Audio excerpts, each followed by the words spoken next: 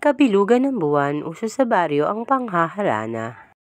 Sana naman ay sagutin na ako ngayon ni Rosie. Abay dapat, ang tagal mo na ring nanliligaw sa kanya. Ang huntahan ng magkakaibigan. Nang, ang ganda ng babae. Oo nga, tara, sundan natin. Pagsapit sa katawagan. Hello, ako bang sinusundan nyo? Oo miss, gusto sana naming makipagkilala. Tara, dun tayo sa Talahiban. Talagang game ang loka. Ngayon, masdan nyo ang kagandahang ito na ibig niyong pagmasdan. Nakapagtataka, bakit kaya pawang mga binata lang ang binibiktima ng halimaw? Oo nga, ilang kabinataan na rin ang taga rito ang napapatay niya.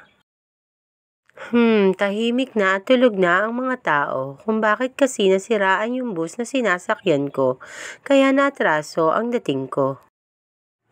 Minabuti ng lalaki na maglakad. Baka sakaling may masalubong akong tao na mapagtatanungan. Naisip nito. Nag-iisang magandang babae. Hi Pogi, baka gusto mo mag-good time. Nagpaunlak ang lalaki nang dalhin siya ng babae sa bakanteng lote.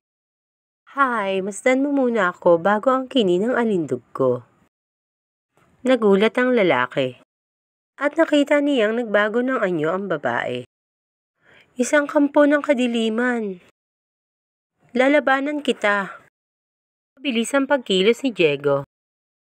At holy water ang sinaboy niya dito sa halimaw. Nangingisay ang halimaw at nagliyab at unti-unting natupok. Kahit kailanman ay hindi mananalo ang kasamaan laban sa kabutihan. Kinasangkapan ng Diablo ang kagandahang iyon upang madaling makaakit ng biktima.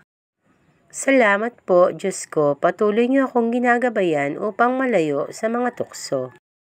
Si Diego pala isang pari at may misyon siyang gagampanan sa baryong ito. Ang wakas.